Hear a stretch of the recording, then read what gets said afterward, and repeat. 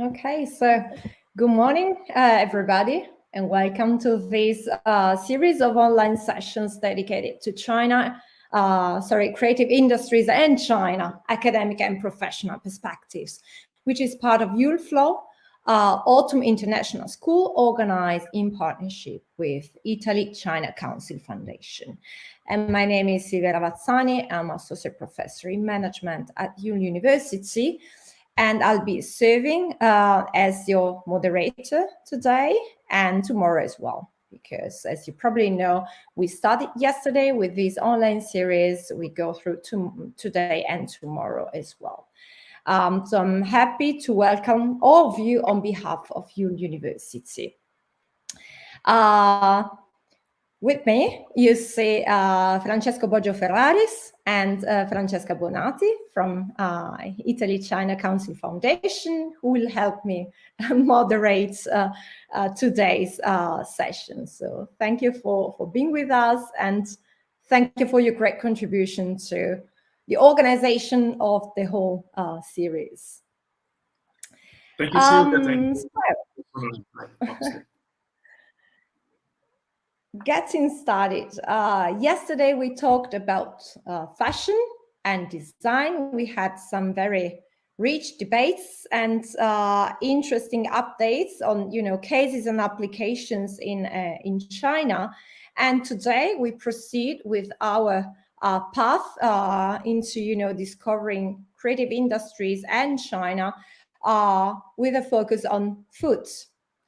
And together with us, we have Vincenzo Russo, Professor of Consumer Psychology and Neuromarketing, and Scientific Director of the Master in Food and Wine Communication at Yule University. Thank you so much for being with us. And then after this overview by Professor Russo, we'll have also Alessia Pastori, Head of China Desk of EY Italy and member of the China Overseas Investment Network. Now, I don't know if Francesco, you want to say something, because we have just 1 minute before giving the floor to Professor Russo. Thank you. Oh, yeah. Also, thank you so much. And also a warm welcome to all of our students and attendees from ICCF, Italy-China Council Foundation. Francesca and myself today will be with you and we'll focus, as you said, on the importance of food. Also introducing the importance of this industry when it comes to the relationship, economic relationship within China and Italy. It's increasingly central to the government's plans, the greater food strategy, which involves the diversification of food, which is a trend topic. It's becoming more and more important, obviously, after these past very hard 3 years of COVID and the war. So there's a theme of food security that must be very well known, apart from all the strategies in communication regarding this important East industry, which is really central to the dialogue with China. But I just wanted to say welcome to all of you, and I leave the floor to Professor and to all of you, and we keep in touch later. Thank you. Thank you. Well, thank you. Welcome, everybody. Yes, I will talk about the food consumption, but in a particular way. Of course, we know that food consumption is one of the main aspects in our life. The food products, the Italian food products, is so interesting for us, for the Italian consumers, but for international market. But I don't want to talk about the numbers of food consumption. I want to talk about what we do in our university in this area. I spent the last 15 years in the research about the neurogastrophysics, about the effect of the food consumption to our brain, the effect of the communication of food in our brain.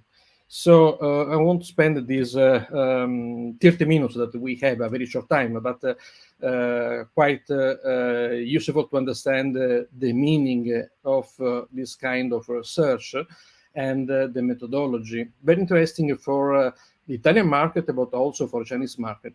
And so I want to share my my presentation. Okay. Perfect. Okay.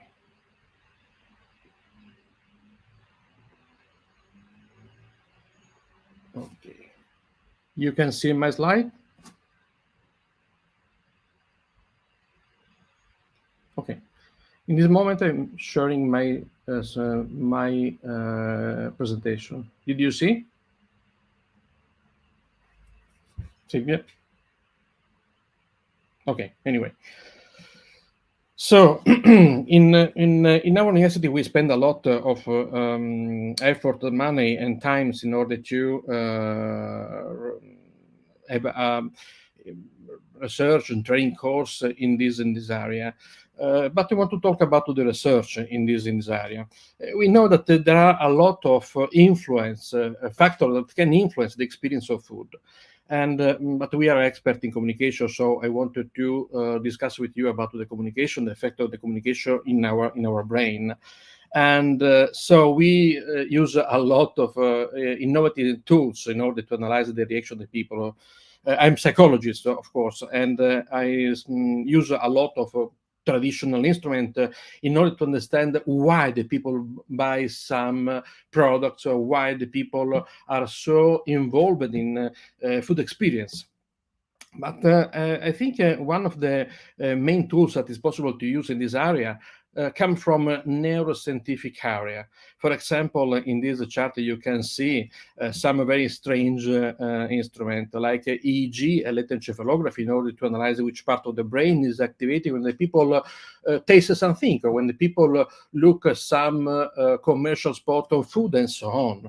But as you can see, it's possible to use these tools also in field, in a store, in a winery, for example, in order to analyze the emotional reaction of the people when they stay inside this ambient.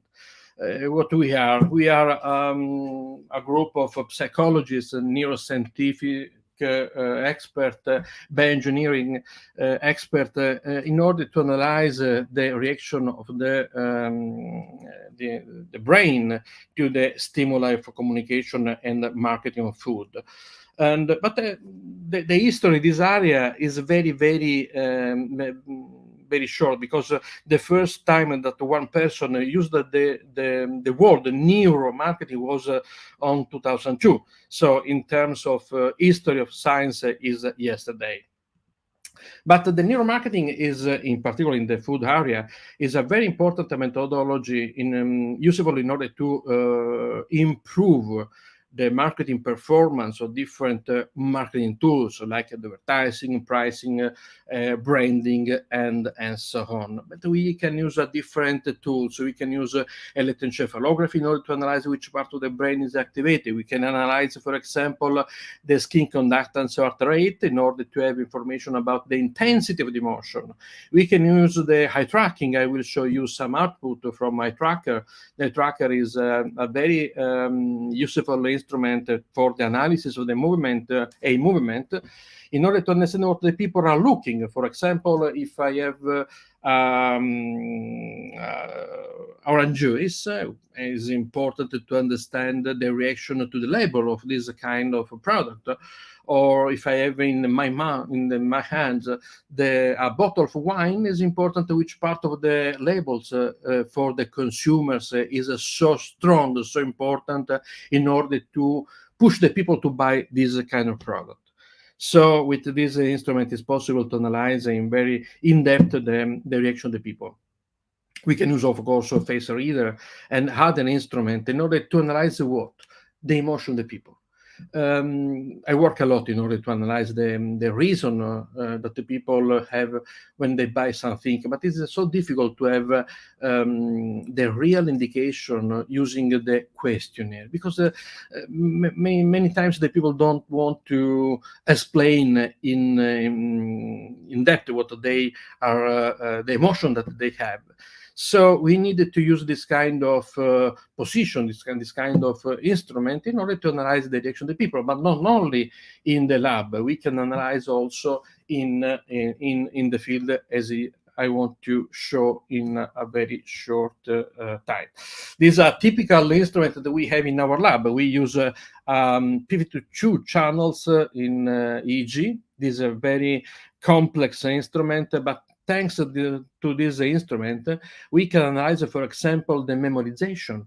And you can understand that the memorization index is so important in the marketing of food, because it's necessary to understand if the people can memorize the information about some product or some about the companies that produce this kind of product, and so on. We can analyze, for example, attention index. We can analyze the emotion. We can analyze the process, the cognitive process about the product. This is a typical new retail lab. As you can see, we have a shelf with different products. In this case, wine with different labels. So in this case, it's possible to analyze which is the best label able to attract the attention of the people. Many instruments, face reader, and so on. The output is very simple. In this case, we can see the movement, the hand movement of one person that is trying to read the main aspect of a label. In this case, the label that you can find the back of the bottle. On the left of this chart, you can see a typical heat map where there are different indications. For example, the red color can give us information about which the main part of the people are looking, and so on. So, for example, if in this packaging of food, of biscuit, if the indication about the ingredient is so important, we can analyze how many steps the consumers are doing in order to arrive there. Maybe in this case, if the more important aspect, so important for the decision-making process, is the last step of this long trip, maybe it's better to change the color, the position, and so on. So if we want to compare, for example, two different pictures for the print advertising, we can analyze the reaction in terms of attraction, and we can see that the image on the right part of this chart maybe is better in order to attract the attention of the people. So we can, for example, define a little area like a part of label, and we can have a lot of information about the sequence of vision, the entry times, how many milliseconds the people spend to arrive there, the dwell time, how many milliseconds the people stay there. So you can understand, in this case, we can have a very interesting indication. This is a typical reaction that we can have when we analyze, for example, the spot commercial advertising. In this case, was a spot about some yogurt and so on. And we can analyze the reaction every frame. In this case, we can change. In this case, you can see the animatic is not the real spot, but is the pre-test. In this case, it's possible to analyze which part of this spot of food is better for the company. And we can compare, for example, to different storyboards and so on. Why we have to use this kind of instrument? And then we go to analyze the brain and the reaction to the food. Why we must use this kind of instrument? Well, I want to use a very famous sentence from one of the famous experts in advertising of the last century, David Ogilvy. David Ogilvy in 1963 said a very interesting sentence. He said that the real problem that we have when we work in the market research, in particular in the food area, is that the problem is the consumers don't think how they feel, they don't say what they think, and they don't do what they say. This is a typical problem that we have when we work in the analysis of food in the market. The people don't say the real reaction for many aspects. One of these aspects is that our brain is unconscious. There are a lot of papers, books, experts that say that many part of our purchasing decision-making process takes place at unconscious level. So we know now that more information about our brain. We know that there are a lot of part of our brain that is automatic, that have the activation in automatic way. And so for this reason, it's important to use, in particular in the food field, new instrument, a new approach to analyze which is the best solution in terms of communication, in terms of the quality of the tasting experience of the people, and so on. Now there is a new area, new discipline. In the name is a consumer neuroscience. There are a lot of professors, in particular in China. We work, for example, with Tao Liu, associate professor in Shanghai University and the Zhejiang University in Hangzhou. And because in this area, we have the main expert in consumer neuroscience. The consumer neuroscience is a typical science that they use a neuroscientific approach to analyze the reaction of the brain to the different stimuli. In this case, you can see that we know which part of the brain is linked with a typical aspect of marketing. For example, brain memory, brain loyalty, and so on. So about our brain, and I stop for sure about the brain, but I want to spend other 1 minute in order to understand a little bit more about the brain. This is a very important paper from Ledoux, one of the main experts in neurobiology. He said that every stimuli, from the taste system, olfactory system, vision system, the first part that is activated is a limbic system. This one, the center of our brain, in terms of more in more specific terms, the name is a thalamus. The thalamus talk in a very short way with the amygdala. The amygdala is the red one, the red gland that you can see here. And the amygdala is very important for our reaction, for the reaction of our body. So when we have some stimuli, for example, the color of a food, we have the activation of the amygdala in 15 milliseconds. 15 milliseconds, so short, so rapid. And after 500 milliseconds, the thalamus talks with the rational part of the brain, the sensory cortex. So in this strip, you can see that the first part of our brain, every time, everywhere, is activated with the limbic system, the emotional area of brain. So you can understand why it's so important, the emotion in the food field, in the area of marketing generally, but in particular way in the food field. I remember you that the food is a very rich of symbolic meaning, religious meaning, relational meaning, and so on. So now we can say that we are not thinking machine that feel, but we are feeling machine that think. This is a very important part of our job, our research. We need to analyze the emotion of the people. So why is it so important in the food field? If you compare the same product, in this chart you can see the same product with different packaging, you can have the different perception of the people. The people for the first product, the yellow packaging, say that this product is better. The cost was the same, the product was the same, they change only the packaging.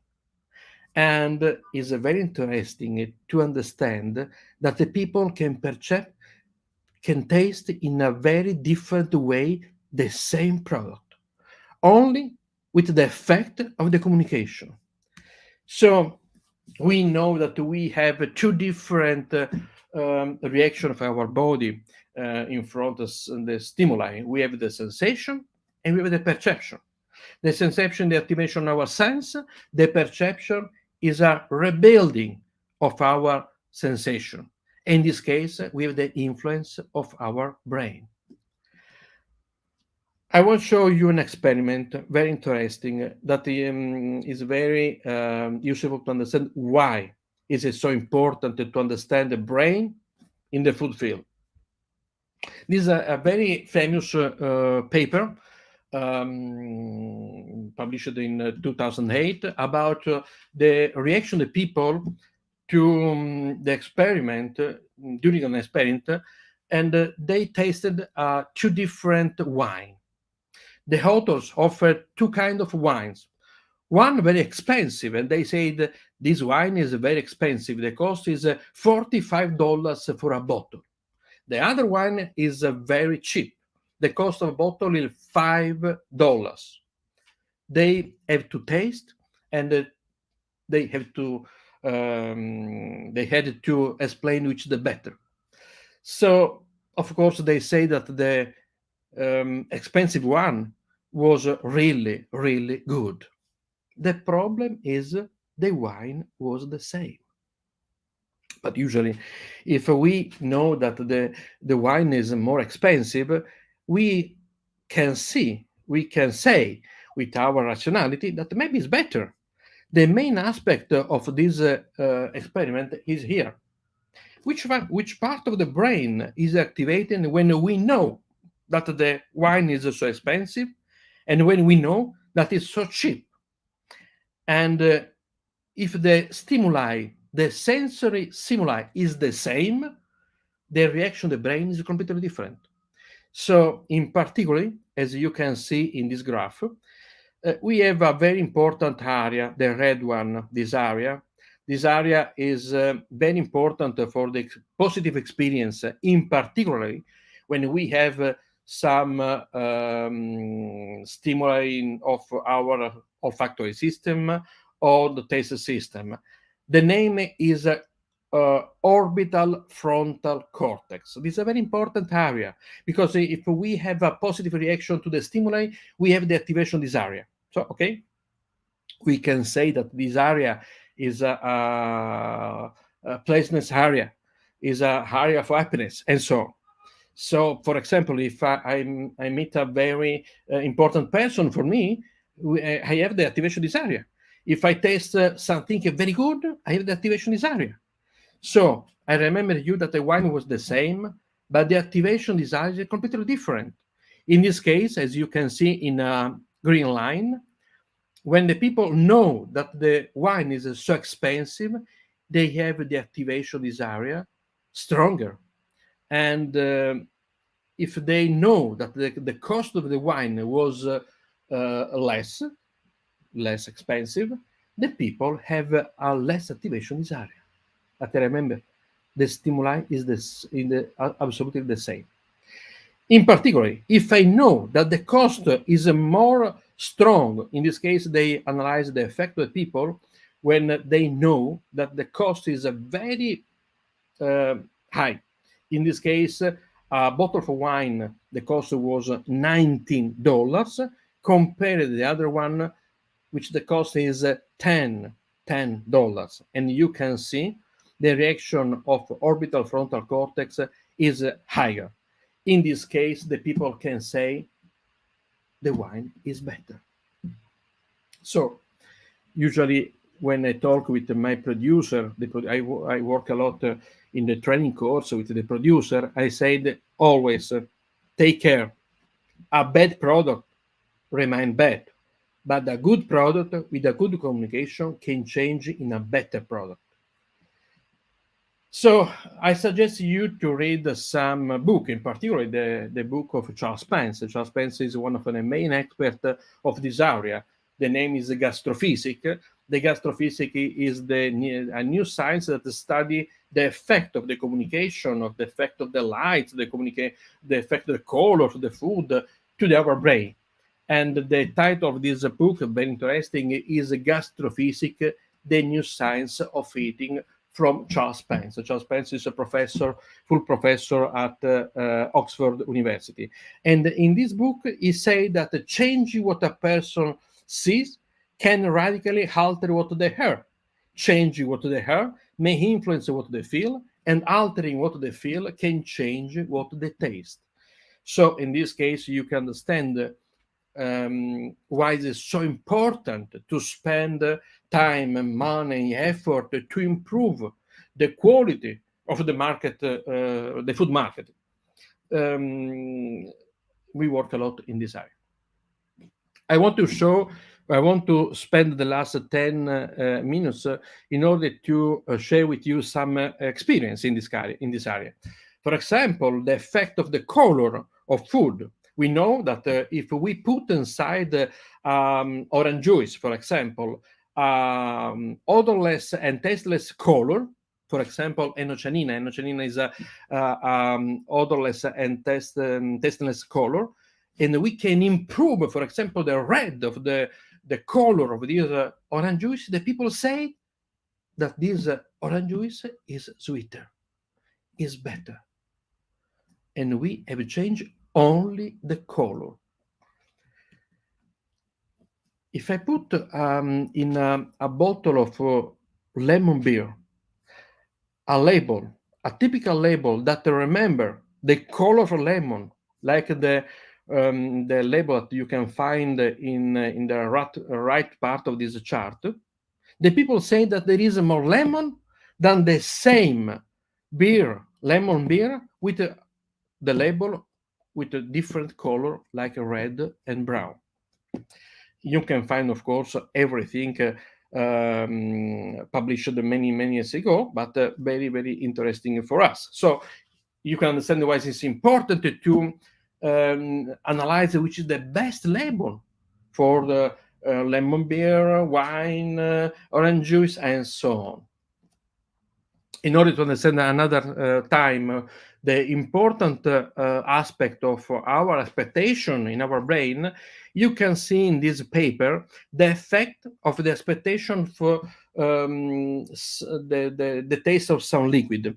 In this case, the authors offer to some sample to taste a liquid and said, take care, this liquid is a very, very, very bitter. They taste this kind of liquid and they said, yes, it's really bitter.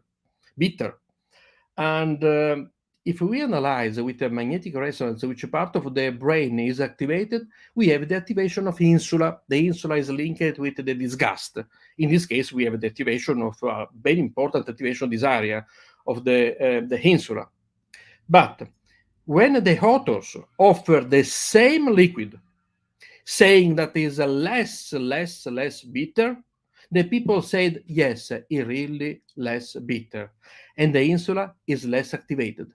But the stimuli is completely the same. So we have the effect of this expectation in our brain. Maybe you can understand why the 7-Up changed the can, improving the yellow. They put also the lemon, and the people said, now is better. If we improve of 15% the color of yellow of the can, the people say that there is more lemon. We can talk about, for example, the light that we can find, for example, in a store or in a winery. In this case, in this publication, this paper, they try to analyze which is the best light inside the winery.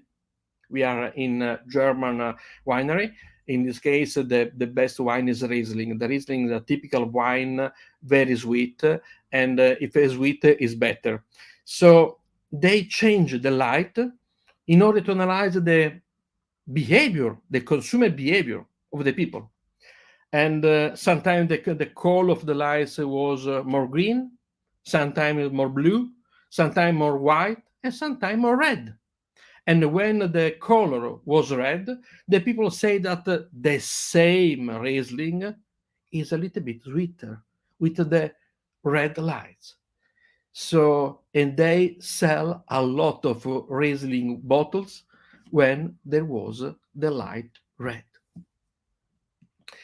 So there are a lot of very interesting experiment, for example, about the color of the plant, the color of the ambient, and so on. In this case, you can see that a chocolate mousse is the perception is a little bit sweeter when the mousse was in a white plate compared the same mousse in a black plate. And why we have this effect? We have a vision dominance. In our brain, we have 50% of our neurons dedicated to the vision and only 1% to a taste system. So we can influence our taste system with the vision system. But I remember, a bad product remains bad, but a good product can change in a better product. We can talk about many stimuli, for example, the music. We know, for example, that low frequency back music is different in terms of effect of taste compared to the high frequency background music. For example, these are typical high frequency background music. And these are typical, sorry. Okay, these are high frequency background music, and this one is low frequency background music. If you taste a wine or a chocolate or a biscuit with the high frequency background music, you can say that this product is a little bit sweeter. So there is the effect of the music to the perception of the food, for example. In this case, we have a mechanic sound, and the people say that the product is more fresh. So you can understand why we spend a lot of money and effort and study in order to understand which is the best packaging. The effect, for example, of the difficulty to open a packaging of potatoes, and because we know that when the packaging is so strong, the people say that the potatoes is a little bit fresh, little bit more fresh, and so on. But we can talk about the communication, about the description of the food. In this paper, for example, for 6 weeks in a cafeteria, different products were presented in different way. Sometimes with a normal name, for example, cheesecake, and sometimes with a very rich description, like New York style cheesecake with chocolate sauce. In this case, the people buy a lot more this kind of product when there is a very rich description. The descriptive labels were chosen in 27 more cases than the others, and the products were more appreciated. So the description is so important. Now there is a very famous professor. The name is Van Sink, and he is studying the effect of the words in the menu. And he said that the homemade lemon chicken is better than a simple lemon chicken. And so on, the tender grilled chicken is more tender than the grilled chicken. The chicken was the same. And the grandmother's zucchini cakes is better than zucchini cake. Now you can understand why when we come in our restaurant, you can find a very complex description of the food, because in this case we can create some expectation, and maybe you can perceive the perception of this food is a little bit better. So we can talk about the weight. For example, this is the last my example. And if we put, like in this publication Gatti many years ago, they put some weight inside the packaging of a chocolate, not in the chocolate, but in the packaging of chocolate. And the people said that the flavor intensity is better, the flavor evaluation is better, the desire of consumption is higher, and the willingness to pay is higher. So we have a very short time, but I hope that in these 30 minutes I explained what we do and what is important to do in this area, because the food is important, the products are good, many products are good now, but I think it's very important to spend time, money, and people to improve the quality of the communication. And you can see the effect of the communication, the market on food. Thank you.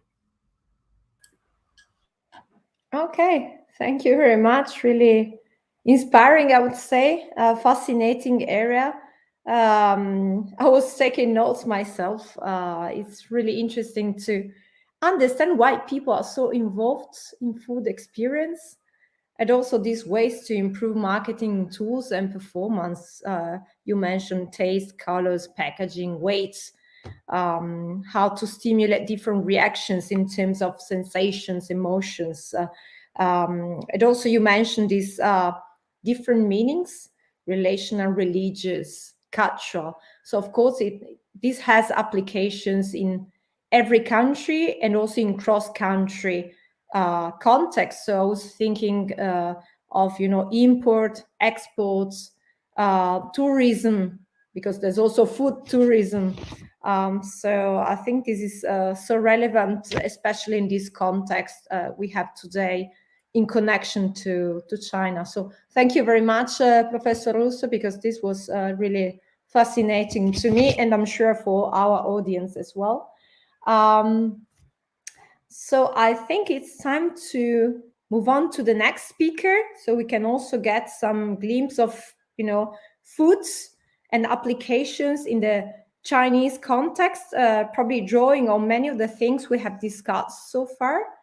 So I invite Alessia Pastori to, turn on. Fantastic. Welcome again. Thank you for being with us. And I leave the words to Francesco. I don't know, Francesca from Italy-China Council Foundation for a short introduction. Thank you from our part as well for being with us. Thank you. Okay, good morning. So I will just briefly introduce Alessia. First of all, let me thank you for being here together. I think that today we will further understand the Chinese consumer behavior about food. And Alessia is one of our relevant partners. And today's meeting, we will be hitting some very hot topics for Chinese market and consumers. Alessia Pastori is, as we mentioned before, is Ernst & Young Italy-China desk founder and leader. And I might say that she's what we call 中国通. That means a person who knows pretty well Chinese mentality, society, culture, and she has more than 15 years experience about China market, business, finance. And today she will share with us her experience about trends, key sectors, consumers, behavior of Chinese people about food. So Alessia, just leave you the floor. Thank you. Thank you very much. Also for me, it was impressive, the presentation of the professor, and also applicable, let's say, in the Chinese culture and the Chinese consumer. I've let you, here the overview. Of course, we focus about numbers and also the opportunities that Italian food has in China. So we can see that the food and beverage market in China is explosive growth, and the middle class is changing, and also there are a lot of opportunities for foreign food in this market. But we need to know the emerging trends also after COVID period. We can see three trends. So China rapidly growing food and beverage market offers numerous opportunities because there is a country economic growth, also urbanization and changing lifestyle. The healthy living is one of the trends that is very important to understand in order to approach the Chinese market. are a lot of opportunities for both local, of course, companies and foreign brands. And then also digitalization and also marketing and communications, also influencing consumer behavior is also important, and understanding, as Professor said, how brain of a Chinese consumer and a Chinese behavior is towards the Italian and foreign food and beverage.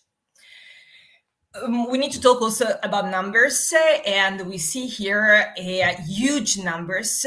Food and beverage export from Italy all over the world is huge, more than 60 billion euros, and also the numbers related to China in 2022, that is 245.5 million euros, is a huge number. Of course, compared to the 16 billion euros, give us the understanding to grow and to catch all the opportunities the Chinese market can offer to food and beverage, Italian food and beverage. Let's see that Italy is the world's 6th largest exporter of food and beverage products all over the world. Which are the key sectors also in China? Meat, olive oil, coffee, and we will see later the booming of coffee in China, pasta and pizza, of course, wine, and also dairy products such as milk and all related products related to dairy and milk and cheese. So in recent years, Chinese market for imported food and beverage products has grown rapidly, and so did the popularity of Italian food. Why is so popular Italian food in China? Because Italian food is considered exotic and different from traditional Chinese cuisine. Italian cuisine is considered as a healthy option due to the association with the Mediterranean diet and influence of Western culture and the adoption of Western style diets. China evolving food and beverage trends. I would like to point out two trends that are essential in understanding how China is evolving. Sustainability, that is raising in the agenda in China in all the sectors, and of course also related to food and beverage. Labeling is also important for them, smart packaging, and also transparency and building consumer trust. So sustainable packaging, sustainability, high quality, transparent supply chain, poor ingredients, origin, safety, healthiness. All those words are essential in order to make Chinese consumer buying Italian products. So foreign brands have the opportunity to cater the health conscious consumer by introducing high quality and unique health food. But at the same time, Chinese market is not so easy to access because follows its own dynamic. It's not only about culture, but also about flavor, taste, and again, packaging, and all the key elements that have to be considered when Italian food approach Chinese culture and Chinese consumer.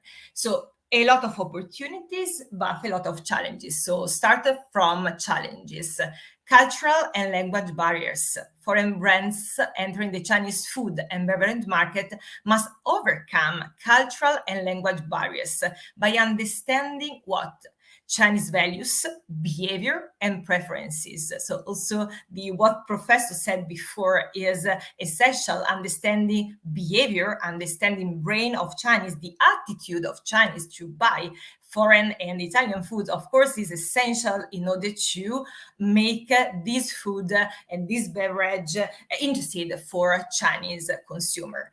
Localization strategies is a cross-cultural study, international marketing, brand name, and brand loyalty. Another thing that is a challenge, it's a crowded market. Think about China. China is huge, China is big, and many brands for foreign countries want to access and to succeed and to grow in the Chinese market. So it's crowded to think about all the foods all over the world. So in China is very famous French cheese, but also Australian wine. So it's very important to understand the strategies and also differentiate the strategy to succeed in this market. Another things, I am a lawyer, and so also the approach is less interesting about the compared to the professor and to understanding marketing and communication and behavior of Chinese in buying foods. But of course, it's also rules. So import and export food safety, as I told before, sustainability, transparency, everything related to health is essential now for Chinese consumer, and also to be compliant to import and export food safety rules. The rules we will see later changed a lot. Compliance is essential. So it's the first stage, is the first part to understand in order to access the market. But of course, there are a lot of opportunities that can be, of course, catched by Italian manufacturer producer of foods. Partnering with local producer and local partners, the Chinese consumer the Chinese producer are very open to understand and to collaborate and cooperate with Italian producers. So find a partner and collaborate in order to succeed. So for instance, finding the right distributor, for instance, or to produce together a special food. Also coffee can you produce in China. So find a local partner is is part of a strategy to enter the Chinese market. Offering value-added products, premium brands, high consumer products, differentiation in quality ingredients, unique flavors. Again, packaging design. Of course, packaging needs to be combined also with the quality. So, of course, I understand very well what the professor said, but of course, quality ingredients and also packaging needs to be on the same page. So, of course, packaging is very nice, smart packaging, color packaging, and also understanding Chinese consumer, understanding also the colors, for instance, which is the color that best perform in Chinese market is essential. But of course, and quality and sustainability sourcing is a must to have in order to be present and succeed in China. Another key points, and then we will see later, is the strong online presence, e-commerce. So e-commerce is essential in order to be present in China. So Chinese buy through all the app that are available, and we will see later how many of them there are in China, and also they must be evaluated and then has to be choose in the proper way, understanding all the e-commerce ecosystem. And again, sustainability and ethical practices. But I think that also Italy in this understanding sustainability and ethical practices is advanced, and so can be easy to respect all the legal requirements that China now imposes in order to enter the Chinese market. The online, so it's I think that could be a long course related to e-commerce and all the ecosystems. So in China about e-commerce, we see some of the platforms that are available in China. Of course, the famous one is WeChat, and all related also for payments on WeChat Pay. We will see that there will be a lot of platform and also using the platform in order to reach the Chinese consumer. And of course, compared to Europe and the use of e-commerce in Europe, China is really, really advanced towards so the Western and of course Italy e-commerce market. And we will see this cross-Chinese overviewed. And then we will spend some time talking about social commerce and also social media. So what is the ecosystem? What creates ecosystem?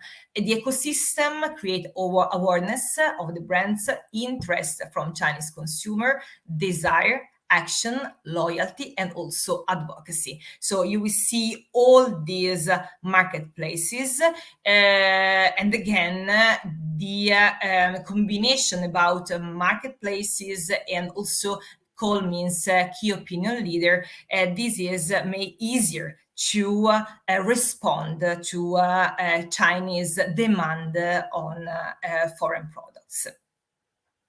This is what has been known as omni-channel strategy.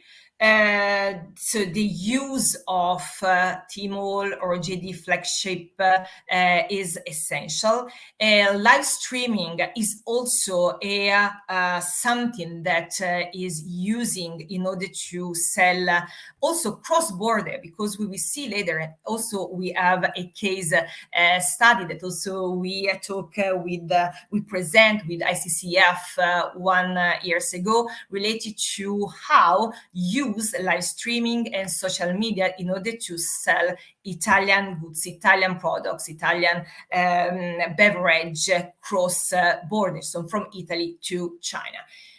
You will see also this TikTok, and in China it's called Douyin. And also this is the way in order to have the opportunity to present and create awareness and loyalty about Italian food and beverage in China. WeChat. So we call WeChat as a super app. So we can live without WeChat in China. And also we talk also about the professor, also the behavior of tourism, Chinese tourists that like to buy products in Italy. So also using the WeChat to be present on WeChat with WeChat mini program is important in order to make also the Chinese consumer comfortable, that you can understand how they buy products and how they feel, and also the reputation of some products. So also what the other people said and also says about a product, if it's good, if it's good taste, and so if it's very fashion products. Of course, this can help very much in order to be bought by Chinese consumer. So WeChat can reach also a wide target of consumer. Of course, needs investment in order that also, if it's possible to be present on WeChat and open a WeChat mini program, then you have to find followers that can buy your products. So of course, it's not so easy to be there. Also, if you have a WeChat account and WeChat mini program, then you have to invest in have followers and also in advertisement towards Chinese consumer and understanding Chinese culture, and of course also Chinese languages. So Chinese behavior in order to be present on this ecosystem is essential. So I would like to also, this is another program, so Weibo, that is best channel for visibility, because of course you need to be well known before then Chinese can buy. But this is just some example. So this is Weibo channel of Ferrero, that is very well known chocolate in China, and also in order to show you how e-commerce is is an integrated part of Chinese behavior in order to complete the purchasing experience of foreign food and beverage, of course. And Douyin is what I told you before about most used app in 2022, also with live streaming and social commerce. This is a TikTok, of course, and then you can buy food and beverage directly from the app during a moment where the key opinion leader can present the products.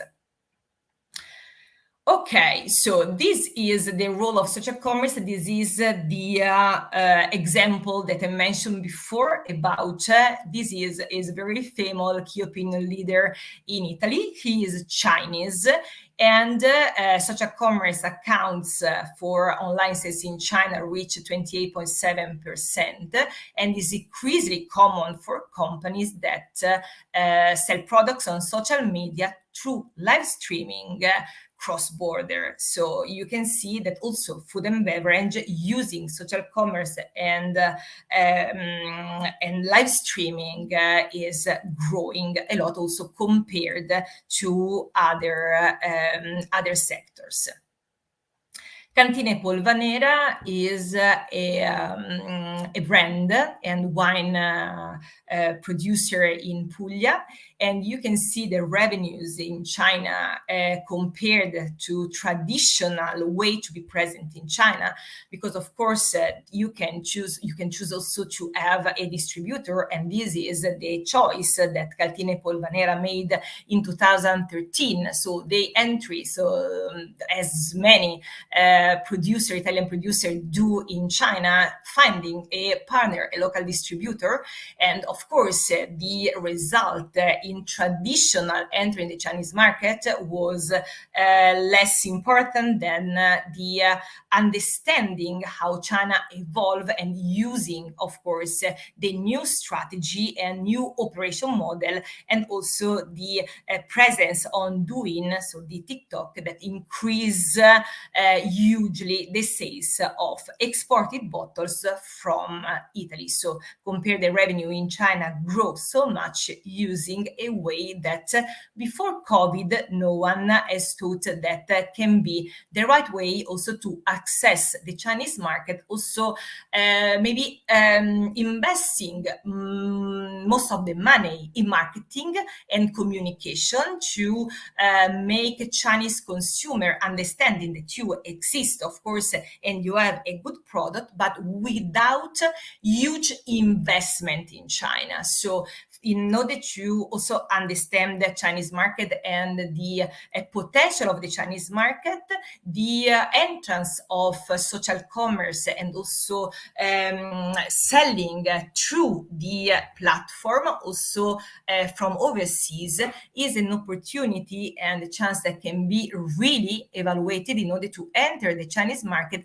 without strong investment and without a presence in China. So talking about coffee. So coffee is booming in China, and you can imagine, but Shanghai has become the city with most coffee shops in the world. We have in Shanghai 7,000 coffee shops compared to New York, London, and Tokyo. So market characteristic, so of course a coffee market is different. So you can have instant coffee, you can have a fresh bread coffee, and also ready to drink coffee. We can talk also about a local coffee in China. So maybe it become a habit, maybe become something that is compared. So when Chinese traveling in Italy or in Europe, that is an habit they can also feel and they would like to bring into Chinese market. But of course, the possibility for Italian coffee is growing and is expanding a lot. Fresh coffee is catching up with instant coffee due to growing maturity of Chinese consumers. Of course, also there is another trend. So Chinese consumer travels, such as the example that I did on dairy and also milk. So in the past, we didn't expect, and also we didn't think that the Chinese consumer were very interested in buy milk and also cheese. But now, so the needs and the feeling and the taste about Chinese consumer towards milk and towards cheese is growing, and the opportunities also for milk producer and cheese producer in the Chinese market are increased.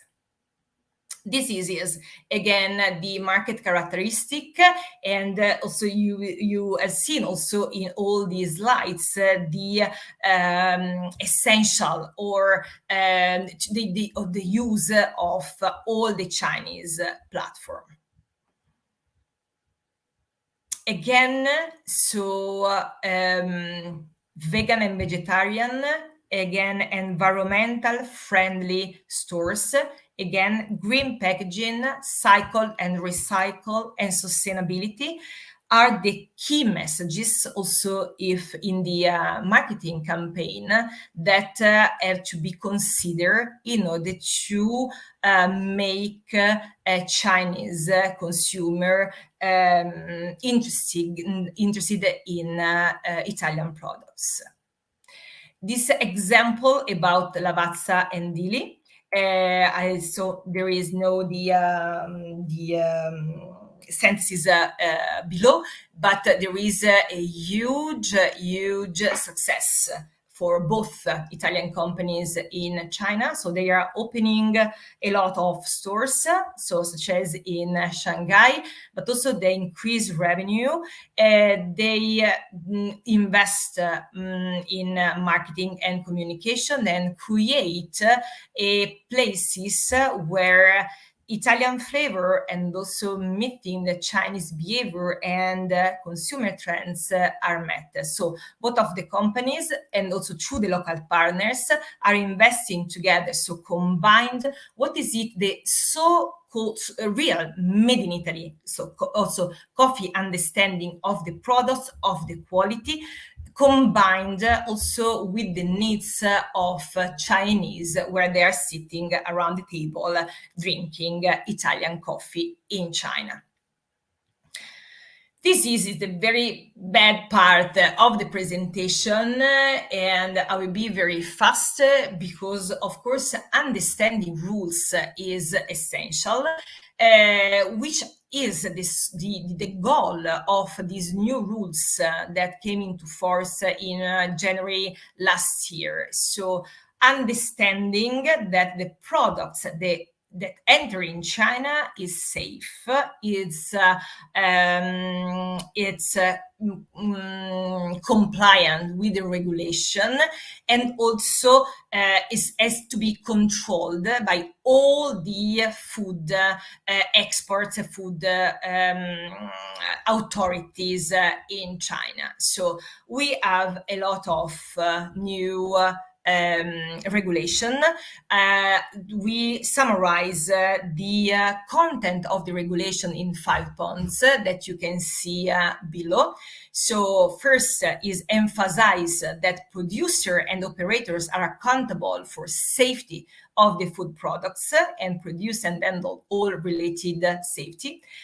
Then introduce the concept of conformity assessment, which covers the evaluation of foreign food safety management system, registration of overseas food export facility, and required record filing by importers and exporters. So all the obligation now on importer and exporter of food are very strict.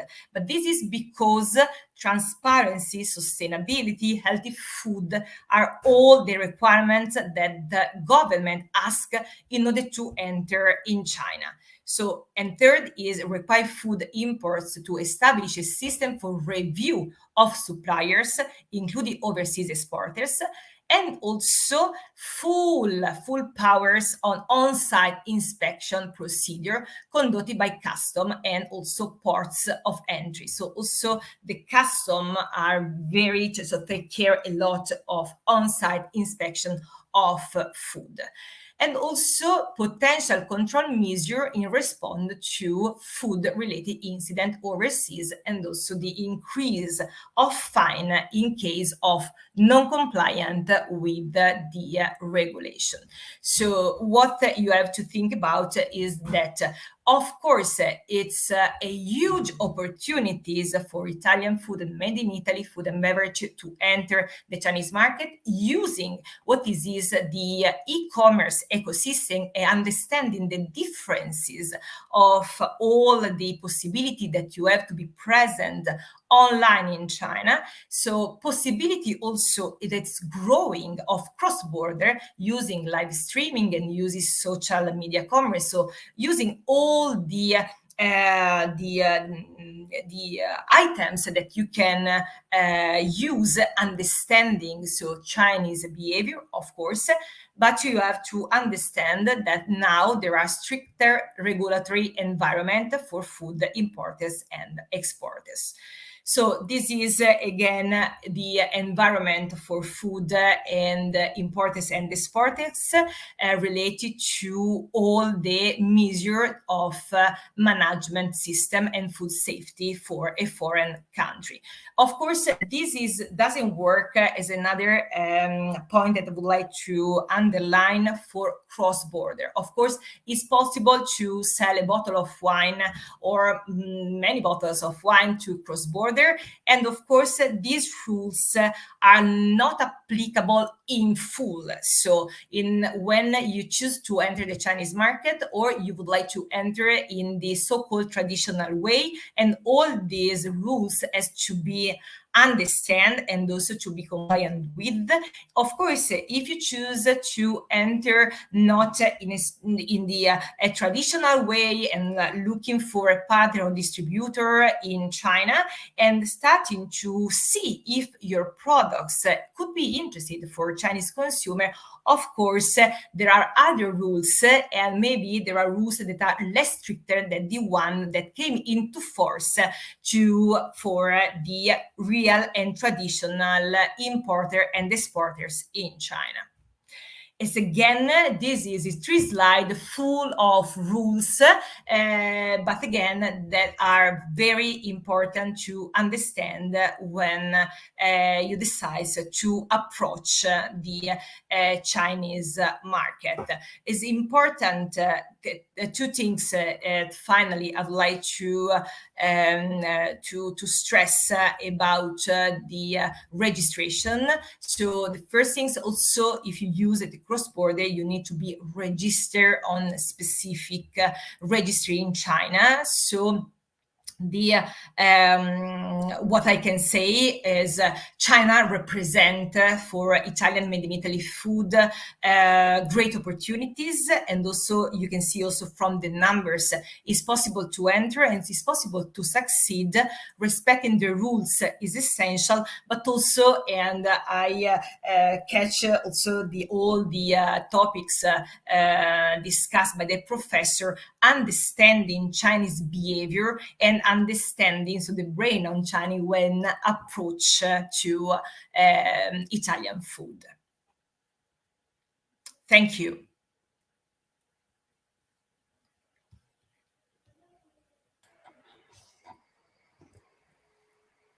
Here we are. Thank you very much. Yeah, thank you so much for your insight. It was, I think, precious, and I mean, it was really interesting, and actually somehow it will introduce also the next topic session, right? So about communication. And I don't know, Silvia, I ask you because this is my first time in being here. So I don't know if we can open for question and answer session. Yes, or would it I be done invite later? our audience in case they have questions, curiosities for our speakers, just to drop in our chats. Yeah, any insight or question they might have.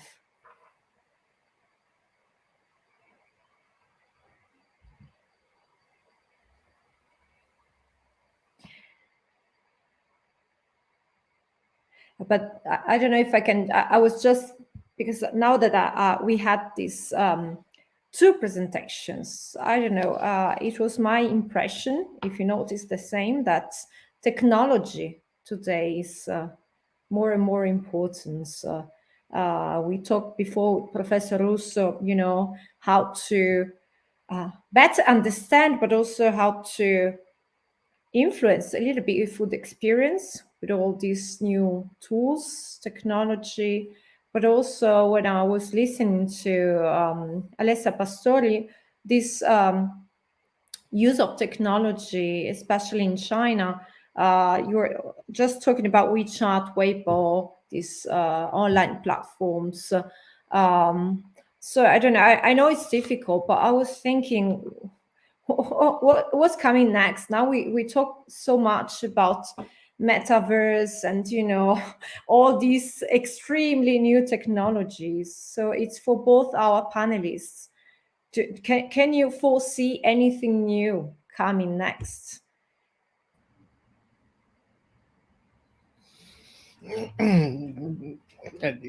Very interesting question, because